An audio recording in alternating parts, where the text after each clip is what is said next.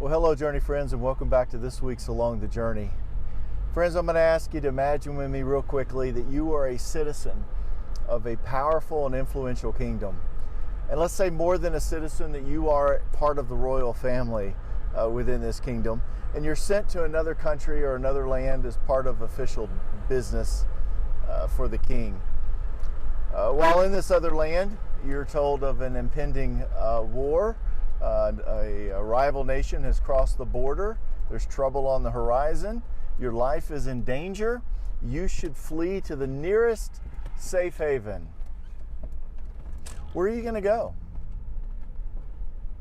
Well, I'd suggest in that scenario that it's likely that you would go to the kingdom's embassy of that country. And there's where you could find safe haven. Did you know that God has created a safe haven for citizens of His kingdom? And that is the local church. And this week, as we continue in Grace Commitments, looking at the local church, we're going to talk about this idea of it being a safe haven for spiritual growth and spiritual activity. Well, last week we began this section on grace commitments by looking at the authority and the structure of the local body church.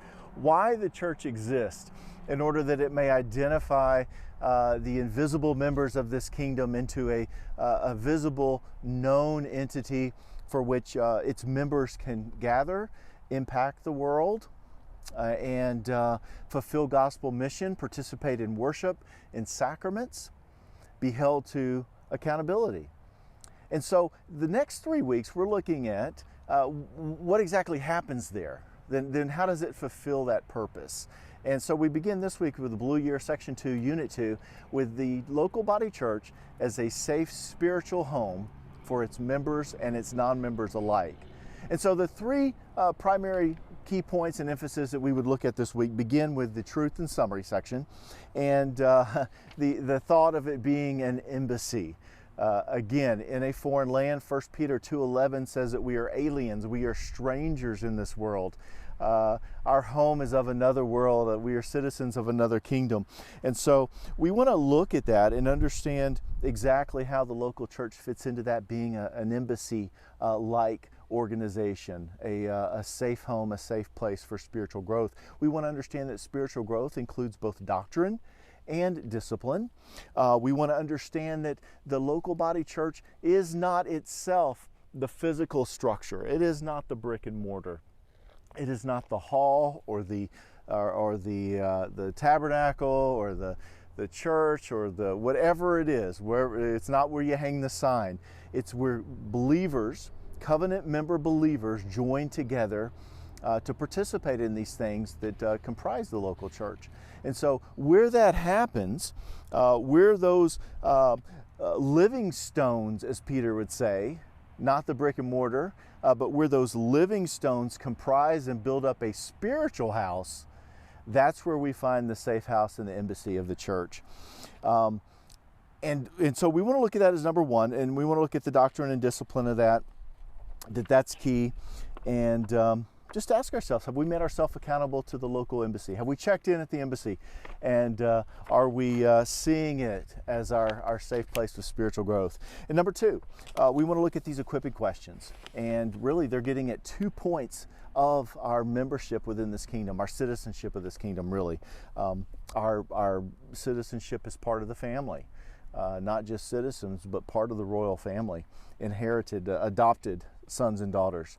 And the question is, are we missing out on any of the benefits? And are we struggling to comply with the responsibilities? Now, the benefits that we talk about, again, are the benefits of growing in our knowledge of truth, our benefits of going with a mission, of engaging with others in fellowship for the purpose and advancement of the kingdom. And then the responsibilities. There are several within our covenant vows, but really one of the most pressing responsibilities is to exhibit genuine love to one another in order that the world outside of this embassy recognizes that these citizens are different. There's something different about the kingdom from which they're representing. And so, are we struggling with the responsibilities of love And are we really embracing all of the benefits it comes with our citizenship? And then finally, the third key emphasis this week is in the supplication.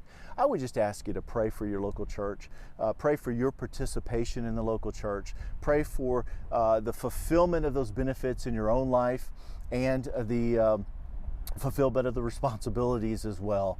Pray that there would be great unity in the church, that the church would as one be different in this world in how it loves and how it exhibits grace and mercy to the world around it. And just spend some time in that in prayer this week, and I really think that could be of extreme value on many, many levels. And so as you go, I do hope you find that your local body church is a safe home for spiritual growth. And I do hope that you are fulfilling the responsibilities of your citizenship. And as you do, that there is much joy, that there's much contentment, and there's much passion about that along your journey. Blessings, friends.